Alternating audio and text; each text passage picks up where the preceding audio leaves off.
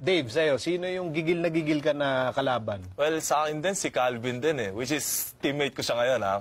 Kasi si Calvin yung type ng guy na sobrang nakakainis ka laban. Sobrang ayaw mo siyang kalaban. Kasi mapipikon at mapipikon ka eh.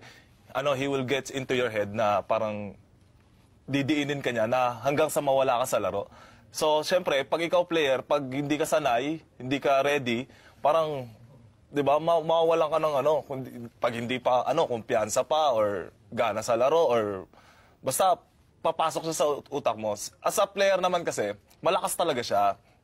Kahit anong sabihin, malakas siya as a player, physicality, tapos mentality, malakas nga mga asar, 'di ba?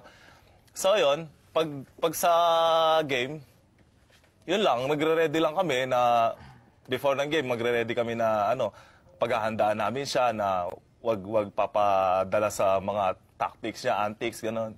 So, yun lang.